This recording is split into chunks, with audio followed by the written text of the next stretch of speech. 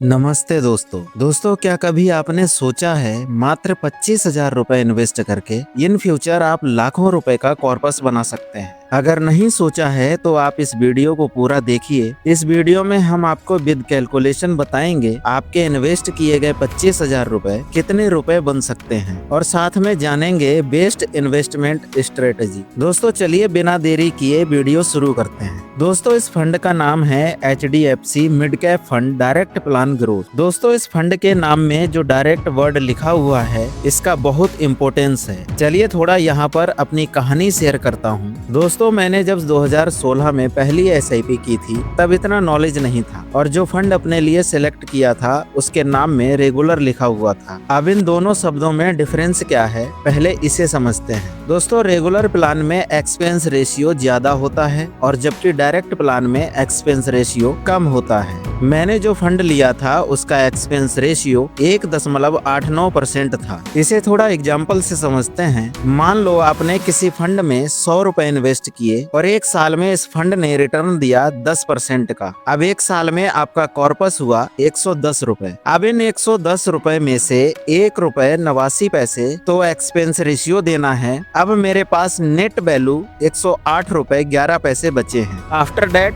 इसमें गवर्नमेंट को टैक्स भी पे करना होता है। अभी यहाँ पर आपको एक्सपेंस रेशियो डिडक्शन कम लग रहा होगा लेकिन एक टाइम फ्रेम में यह लाखों रुपए बन जाते हैं। इसलिए कभी भी फंड सिलेक्शन करना है तो डायरेक्ट प्लान का लीजिए। बाकी एक्सपेंस रेशियो क्या है आगे वीडियो में जानेंगे। दोस्तों वापस लौटते हैं फंड पर। दोस्तों यह मिड कैप कैटेगरी का फंड है। मिड कैप कैटेगरी में ऐसी कंपनियां शामिल होती हैं जिनमें रिस्क के साथ साथ ग्रोथ पोटेंशियल काफी ज्यादा होता है, इसलिए यह अच्छे रिटर्न्स के लिए जानी जाती है। यह कंपनी लार्ज कैप के कंपैरिजन में थोड़ी कम स्टेबल होती हैं, या यूं कहें लार्ज कैप के मुकाबले इनमें रिस्क थोड़ा ज्यादा होता है, लेकिन लॉन्ग टर्म में इन कंपनियों ने अच्छा परफॉर्म किया है। दोस्तों पहले इस फंड की पास्ट परफॉर्मेंस को देख लेते हैं। अभी तक इस फंड ने कैसे रिटर्न्स दिए हैं। इस फंड ने पिछले एक साल में 21.69% का रिटर्न दिया है और पिछले 3 साल में 26.41% का रिटर्न दिया है और पिछले 5 साल में 23.68% का रिटर्न दिया है और ऑल टाइम इसका रिटर्न 20.79% का रहा है। दोस्तों आज के समय में इस फंड का NAV यानी नेट एसेट वैल्यू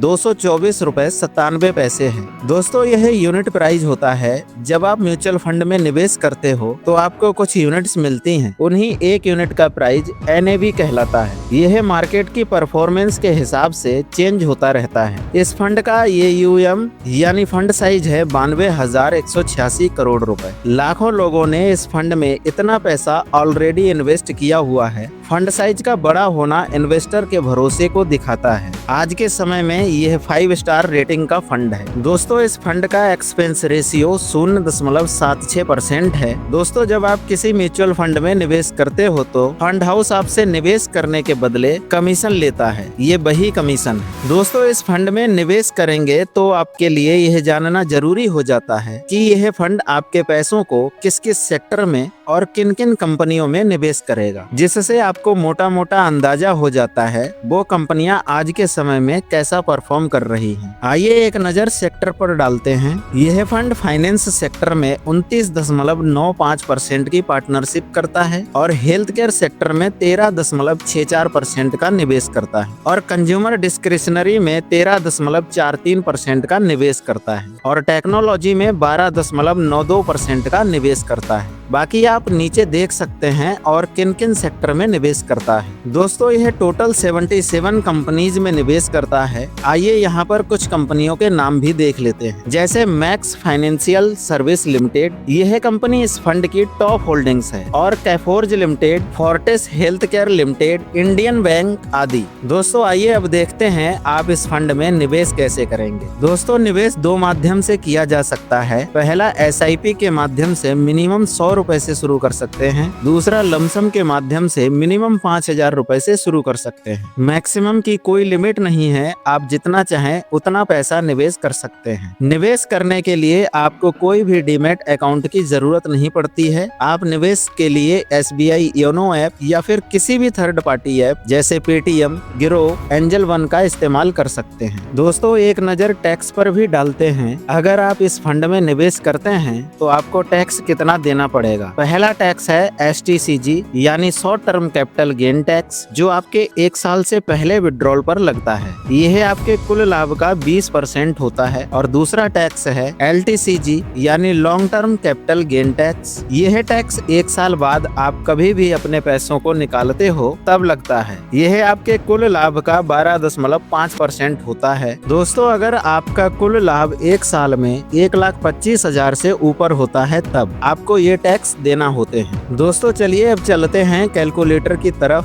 यहाँ आपको कैलकुलेट करके दिखाएंगे। अगर आप इस फंड में एक बार 25,000 रुपए लमसम प्लान करते हैं तो आपको कितने रुपए का फंड मिल सकता है। दोस्तों, एक्सपेक्टेड रिटर्न हम उतना ही मानेंगे जितना अभी तक इस फंड ने पिछले रिटर्न्स में दिया है, यानी कि 20.79% का। तो पहले 10 साल में आपका रिटर्न बनेगा 1,40,291 रुपए और फाइनल पैसे की वैल्यू होगी 1,65,291 रुपए। और अगर आप 20 साल तक निवेश करते हैं तो आपका रिटर्न बनेगा 10,67,848 रुपए और फाइनल पैसे की वैल्यू होगी 10,92,848 रुपए। और कहीं आपने 30 साल के लिए निवेश कर लिया तो आपका रिटर्न बनेगा 72,526 रुपए और फाइनल पैसे की वैल्यू होगी 72,25,526 रुपए। दोस्तों, यह कैलकुलेशन इस फंड की पास्ट परफॉर्मेंस पर आधारित है। दोस्तों, वैसे भी 25,000 से 72 लाख का कॉर्पस काफी अच्छा रिटर्न माना जा सकता है। दोस्तों, अब कुछ लोग कमेंट करके कहेंगे इतना रिटर्न मिलना पॉसिबल नहीं है। तो भाई, आपको समझना पड़ेगा, म्यूचुअल फंड मार्केट परफॉर्मेंस को फॉलो करते हैं और मार्केट में कोई सियोरिटी नहीं होती है। मार्केट में इससे ज्यादा भी रिटर्न मिल सकता है, इससे कम भी मिल सकता है, लेकिन लॉन्ग टर्म में पावर ऑफ कंपाउंडिंग का मजा ही अलग है। इसलिए आप शॉर्ट टर्म के लिए SIP मत करो। आपको इन्वेस्टमेंट नजरिया कम से कम 15 साल का रखना चाहिए। और दोस्तों, अगर आपको इस वीडियो से कुछ वैल्यू सीखने को मिली हो तो हम उम्मीद करते हैं आप इस वीडियो को लाइक कर देंगे और चैनल को भी सब्सक्राइब कर लेंगे। दोस्तों, एक छोटा सा disclaimer, mutual fund market risk के साथ आते हैं, इसलिए रिस्की होते हैं, तो सोच समझकर निवेश करें। इस वीडियो में निवेश करने की सलाह नहीं दी जाती है। यह वीडियो केवल एजुकेशनल पर्पज के लिए बनाया गया था।